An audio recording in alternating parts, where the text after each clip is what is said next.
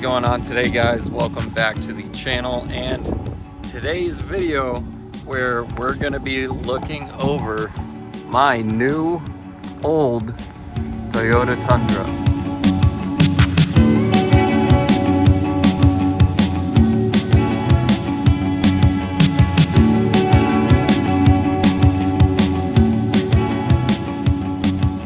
So this Tundra is officially mine, although I can't officially drive it on the road just yet, but it's here, it's mine, title is in my hands, just waiting on the DMV appointment.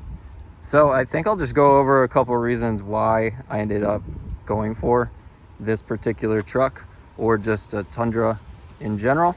And the main reason why is because the internet literally points right to it. If you do any kind of research on these trucks, you'll see that these literally I'll say can, because not all of them do obviously, but can last well over 500,000 miles on the same chassis.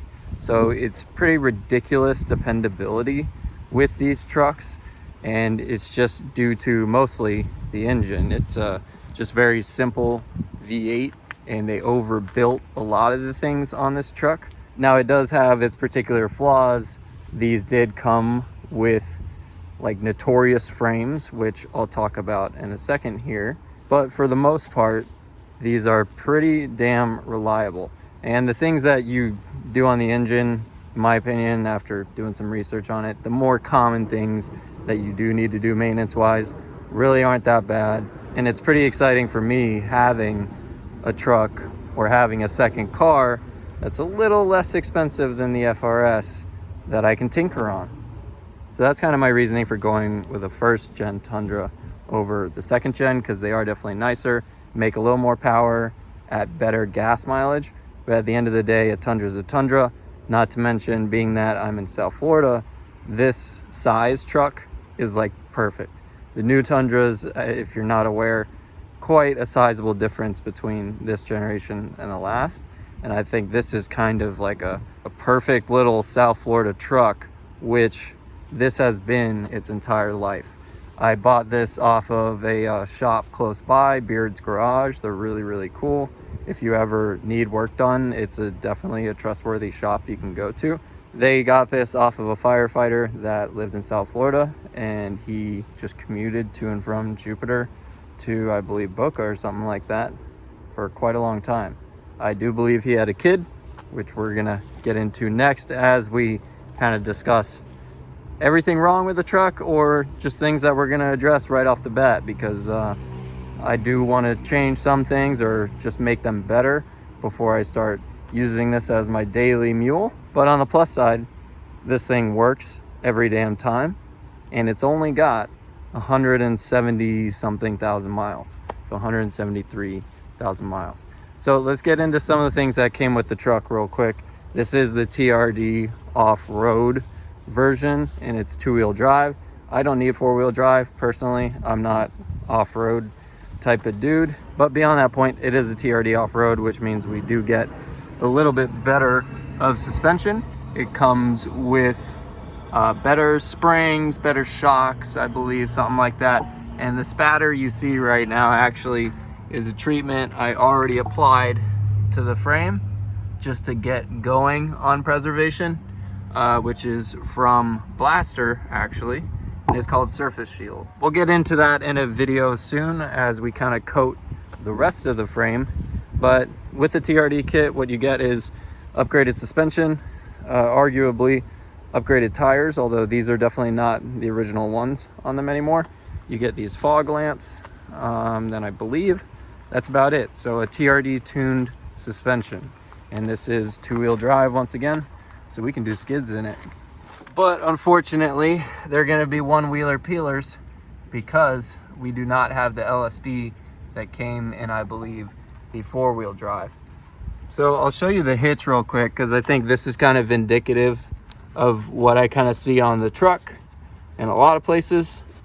We kind of have that first layer of pretty good old truck rust, but I can't say that it's too horrible or not manageable. because you can see here the pieces that are super important, like your suspension arms and stuff. It's really just surface stuff. It's not falling apart. It just looks like shit.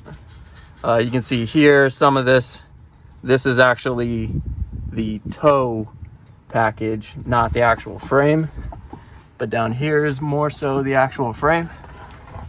And like I said, I think we're in good luck. And then Jesus, I just put my hand in that stuff. But if you check that stuff out, I think it's already doing a pretty good job of protecting it from the elements. Real short explanation, these kinds of protective coatings essentially grab onto the metal, then they reject moisture. And they're wet coatings, so they're always gonna be wet.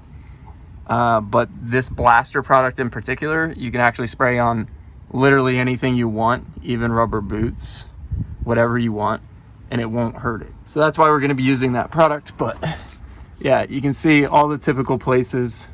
You know, we're starting to get the initial rust areas, and we'll treat that and begin treating it every year, because I would really love to keep this truck for a long time, or as long as possible. So yeah, unfortunately not a perfect truck frame wise, but like I said, I think that this is a workable situation. And if you look online at the Tundra rust problems, we don't have the same problems that some of those people have. This is a manageable situation. You can see some cases where you can literally just like punch right here and it would just be falling out with metal. But this frame is friggin' solid, and hopefully this material kind of helps us keep this thing good over time. Now, I'm not gonna go into like how much I got this truck for, but I'll say in today's crazy market of COVID and trucks just like skyrocketing in price, I'll just say I paid below 10K and I paid more than 5K, but I don't feel like I overpaid in any way. It's like, it's not a perfect truck, which honestly I don't want a perfect truck, because the problems with perfect trucks and perfect cars like this one, thing about that is you don't want to ruin them. But a truck to me should be like, it's a utility kind of deal. It's a tool more to me than anything. Of course I will have sentimental value in this somewhat, and treat it nicely, but at the end of the day it's just a truck and it's a Tundra, so it can take the abuse, it can take the beating. So the inside, the carpets, honestly a little bit dirty, but I've looked online already at how to replace these carpets, and it's so easy to replace, and it's only about $150 to get a replacement carpet. So that's going to be something that we probably do in the future. I really don't think that's that big of a deal. Something that I do love about this truck that came with it is the previous owner did reupholster these seats at some point to this black, which is pretty cool. So it's got decently fresh seats, obviously not the freshest, but for a truck that came from 2003, this is pretty good, and it's much better than having the cloth interior, that's for sure. Going into the back, it was actually very clean. I think at some point he inherited a child or had a child, and we did get some spray, but overall the headliner is pretty clean, as you can see there too. So not bad, nothing disgusting. There was quite a gooey mess in here that I've already somewhat cleaned out, but what we're going to be doing first as a project in this car is literally probably stripping the whole thing out, cleaning the carpet as good as we can, then putting everything back in place and just having a functioning truck. And I say functioning truck because you can see pieces of it are over here, and you might be wondering, oh, why is it already in pieces? Well, first of all, it's because I have a problem. I can't stop touching stuff. Second of all, very cool. He had the I think this came with the car potentially, or he bought it as soon as he got the truck. It's pretty cool because he's on the firefighter owned this truck forever. But anyways, on the subject of can't stop touching stuff, originally there was a radio in here that definitely wasn't working any kind of way, and not a radio I would ever want. It was like one of those, you know, early 2000s Johnnies. Now we'll be going over this in a future video when we fix all of this, all the work that was done, because this actually is a common thing to do. What you do is you avoid entirely this right here, which is the factory amplifier.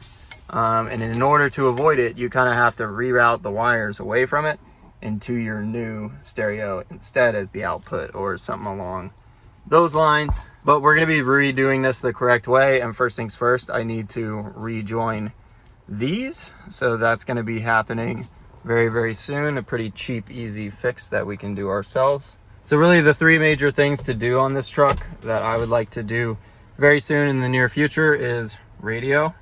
Get one that actually is somewhat modern. I'm not going to worry about the speakers for now. We'll figure it out later on. Strip everything out possible in order to clean the carpet.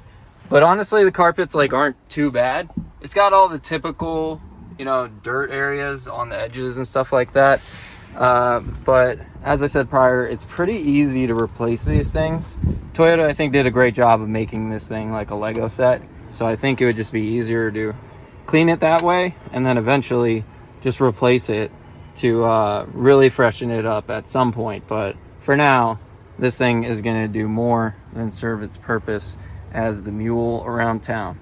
So that would be the second thing, dressing the carpet or just general cleaning of everything. And I also want to pull the center console out so I can just clean that separately, and just so everything is sanitized and you just don't, it just feels good when you know that you've cleaned every little piece of a used car and now it's your mess entirely.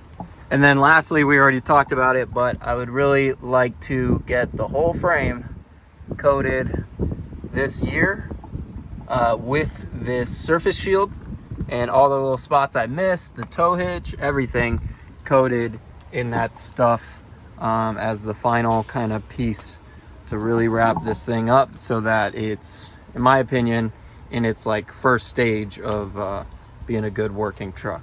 Now let's go to the back and check out real quick stash of audio equipment that I received that I also ripped out. Some really cool thing that came with the truck too, a Lear topper.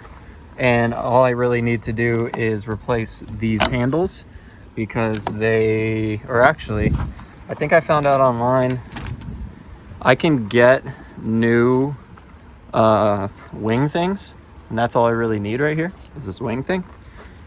But at the same time, I don't have the locks for these, so I'd really like to have the locks. Anyways, let's check out the stereo equipment. It's pretty cool though. This subwoofer box actually seems kind of dope to me. So I think I will sell it on Marketplace for cheap because I think somebody would probably appreciate something like this in their truck, like maybe a kid. But yeah, like I said, stereo from the 90s. I haven't seen one of these in so long. And an amp for sure from the 90s. Look how freaking huge this is. And I can't wait to get out of the truck because, weight savings. This is actually 20 pounds maybe. But yeah, topper, it's pretty cool. He already did some super cool DIY mods with pool noodles that I'm not going to touch because I'm just going to trust him on his ingenuity here and his fixes. Maybe add another pool noodle and figure out how he did it. But I'm assuming this might not have been really tight at some point. Maybe it was making noises and that's why. I'm not sure. But yeah, we're not going to worry about that because the whole point of this truck is not to worry about it because it's going to be a workhorse, a work mule, and it's going to hopefully get the FRS kind of in a mode of being pampered in a way because it won't be being thrashed on every day by me. I won't be driving the FRS daily, which it has been doing the entire time. It's been doing autocross and drifting and everything. The FRS, literally it gets groceries the next day after drifter events, or that night. So this is a really good step for me to have this truck just as a piece of insurance in case that thing breaks down, but also for working on the car and stuff like that. Most of the mods I've ever done, I've had to finish in a day. I've always had a strict rule of I have to get this done in one day, and that's part of the reason why you saw that PBM kit install in one day and why I drove all the way to Orlando to Steve because he knows what the hell he's talking about and he can get me through it in a day. But now it's pretty dope because we really don't need to worry about that.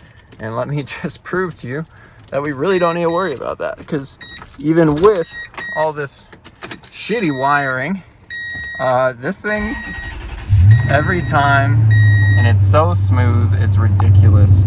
It literally does feel like a new car in terms of how the engine feels. It's pretty insane.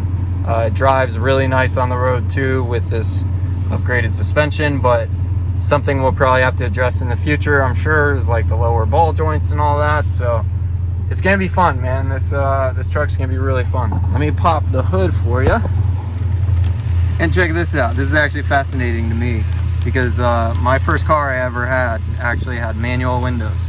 So automatic windows for my truck is actually a huge accomplishment for me, because I always thought my truck was gonna end up having manual controls. So yeah, just kind of a funny thing there. You know, it's all about small goals. You don't need a 2021 truck. Hopefully you don't need a 21. I mean, I'm gonna find out if you need one or not. This is how new the truck is for me. I literally can't. Yeah, okay, there it is. Finally. All right, so typical Florida, South Florida truck. So you're gonna see a lot of this kind of stuff. The weaker metals go real quick in the being sandblasted essentially by the ocean. So this puppy, it seems like she's doing all right. We do potentially have to do the head seals pretty soon, or like the new gaskets. But from what I've seen, not too big of a deal, not too hard to do. And it will be really cool and really fun, as I said prior, to bust into an engine that I don't have to care about as much. It'd probably be good to do it sooner than later, because if I learned anything from my Miata, it's that working with bolts like that, not always fun. So, but yeah, she purrs. She's got a little K&N air filter on it. We're making some bonus horsepowers. We got quite a lot of leaves everywhere, so we still need to kind of like wash the car, detail the car, all that kind of stuff. But new-ish radiator, so that's already done. And yeah, new battery. All the little things that make a truck pretty good, but this thing should serve us really, really well, I'm hoping. There's a million things I want to do to it already, but we're just going to take it one step at a time with those major things I talked about. And over time, I think convert this back to its former glory, back to all the things that made it a special, you know, edition. Not necessarily special, but I do like having some chrome. I don't like completely blacked out. So I'd like to find out what parts are chrome and what aren't. And yeah, just kind of pick a theme. But overall, this thing seems like it's a unit. It drives really freaking well, and I can't wait to do another video with you guys on it soon. So that's going to be it for now. We don't really have the time to work on it tonight, but soon here we're going to start working on it more and more, and we're going to have it on the channel. So expect some fun stuff with this truck, and in general, I'm just so happy. So I hope you guys are stoked for this too. And let me just give her some revs, you know what I'm saying? Let me just give her a little rev.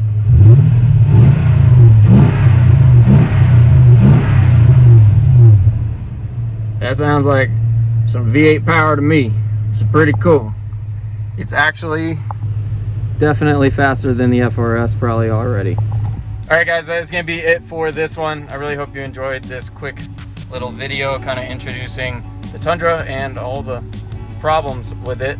Although I gotta say, like, I could literally just start driving it now. There is nothing actually wrong with the truck, just a lot of things that I would like to do, kind of make it my own, make myself comfortable in it, and yeah, just kind of polish up the turd before she hits the road. So I'll catch you guys on the next one.